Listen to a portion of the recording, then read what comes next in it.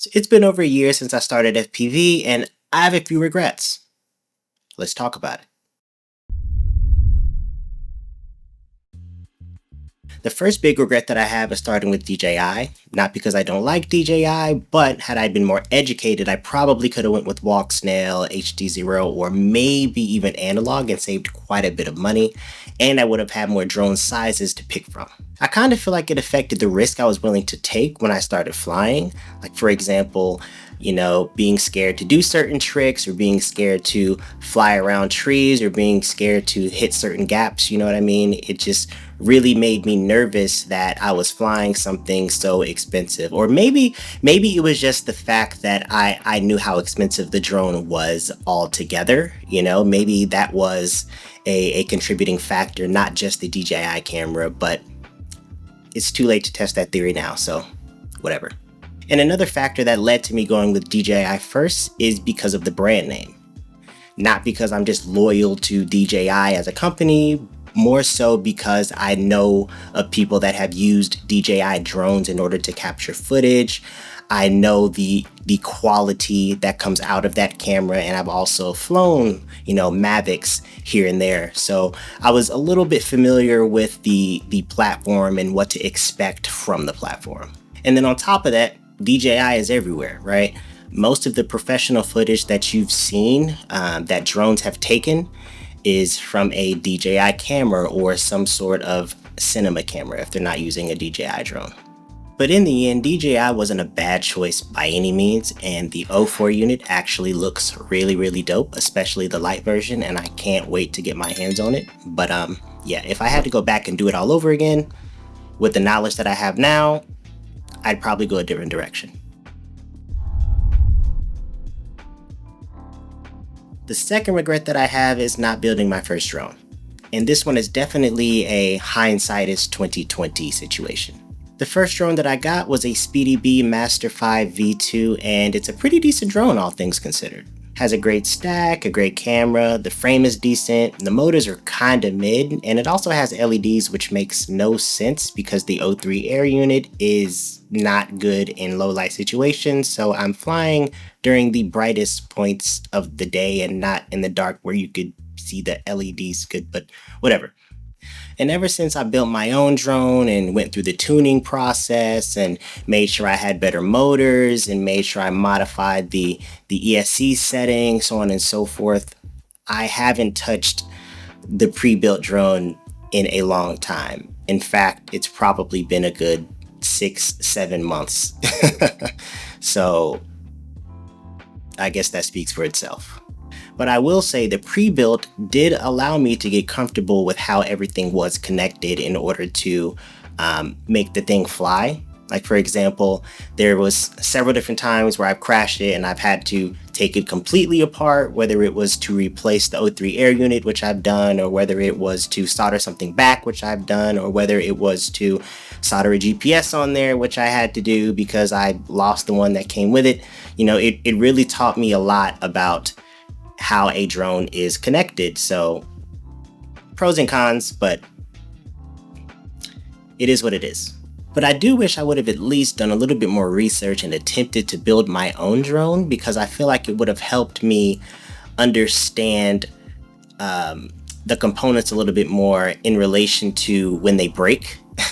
Because there were a lot of times where I was messing with the pre-built and I really didn't understand what I was doing. I learned, but at first I had no idea what I was doing, so I feel like it would have helped in that aspect, but I guess this is one of these is the glass half empty or half full kind of situations, because much like, how people say you should build your own PC first, or you should buy a PC and over time just replace the components and make it your own. There's really, a few different ways you can look at going about doing this. Number 3, not practicing my soldering enough. And just to show you how shitty it actually was, I'll show you my first soldering job. It was ass. Pure ass cheeks. And I'll tell you why. The soldering wire that I started with came within a soldering iron kit, and it was lead free and very, very bad. So I ended up switching later on down the line to Kester soldering wire, which is leaded. So it just works so much better when I solder things to my ESC or solder something to my flight controller. That soldering iron that came in that kit was actually garbage as well, and it was from Amazon. It came in this right here, and I'll actually open it up and show you exactly what to avoid. And here it is. I'm sure it took you 0.5 seconds to notice how bad quality it is. You have to use this dial to change the temperature, so it's not very accurate, but yeah, it was cheap. This is the soldering wire that I mentioned earlier, also cheap. The other stuff it came with isn't anything out of the ordinary. We got a stand and sponge combination and a desoldering pump, and soldering iron tips you'll see scattered around the bottom. And this right here is the new soldering iron station I've been using.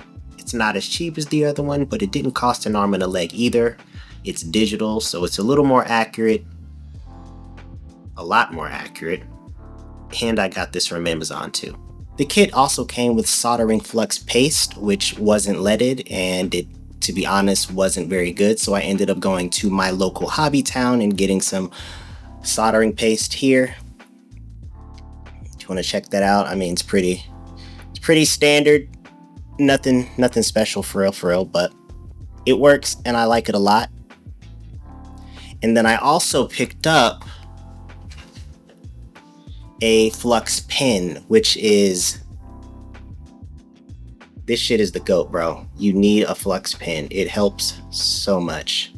And even though I used a practice board to kind of get more familiar with how to solder, soldering to a real ESC or flight controller requires a lot more heat for longer durations and a lot more flux. I'm still working out the kinks for the temperature that I need to use for each pad depending on the size that it is, but I've gotten quite a bit better than what I used to be, so that's a win for me. But the worst part of it all were the constant electrical issues due to my bad soldering. You can really fuck your shit up, man. I know specifically for me, I've had my drone go up in smoke because a capacitor was soldered shitty and it actually came loose and started touching the carbon fiber. I've blown UARTs because of the main battery leads not being soldered properly and actually coming off the pad. And yeah, it's been pretty crappy, but slowly but surely I'm getting better, but don't be like me. Save yourself, practice more. The fourth thing that I regret might seem a little trivial, but it actually made a big difference in transferring how I practice or the things I learned while practicing to real life. And that's a simulator. I started off with Trip FPV, and it's actually a really dope game. I love the maps, I love chasing the dirt bikes and the cars, I love the music, I thought it was really dope, and the graphics are freaking amazing. But when you're new and you've never flown a drone before, it's kind of hard to gauge how flying a drone should feel. Now, this was a little bit over a year ago, so forgive me if it's different for you, and I know Trip FPV did a whole upgrade of their gravity settings and how the drone feels, yada.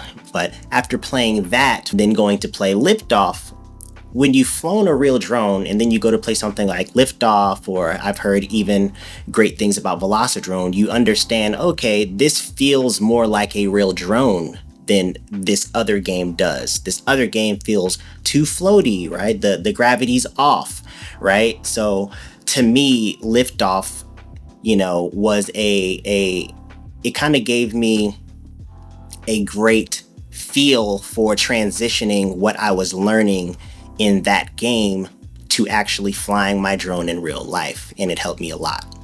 And had I picked Liftoff to be the simulator that I started off with instead of Trip FPV, I feel like I would have had an easier time flying as a beginner, just because I would have been more used to how a real drone should feel in a video game. But Trip FPV is dope, and I still do recommend it for, just flying around. It's a very pretty game. And I'm sure once you've set up the gravity settings the way that you like, I'm sure it probably feels a lot better now, but that's my experience.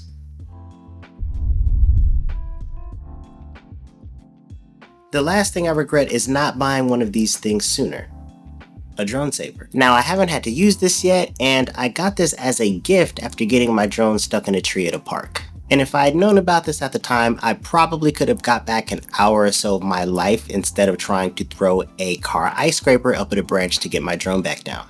And all I would have had to do is just take this thing out, extend it, and yank on the branch, and life would have been way easier. What you're seeing now on the screen doesn't do it any justice at all. It's super long. I think it extends out to 26 feet, if I remember correctly. There are different types of contraptions like this. There's another one that came out called Disc Stick, and I think that extends out to 47 feet, and you can also use different attachment heads at the end of them. And I probably should have took it outside so you all could get a better view of how long it was in comparison to me. Maybe see how long it was in comparison to some of the trees in my yard over here. But it's 10 degrees outside and I'm not going out there. So that's all you get. And I know you can probably make your own instead of spending your money on this thing right here and maybe even make something better. But I mean, getting this as a gift was freaking awesome, and it works. It theoretically it works wonders. I haven't had to use it yet, and I actually hope I don't, but it's a very good insurance policy for when things go awry. And there you have it. Those are the top 5 things that I regret the most as somebody who is coming out of the beginner stages of starting FPV. As always, let me know what you think in the comment section. What are your biggest struggles? What do you regret the most? Thanks for watching, guys. Like and subscribe. Catch you later.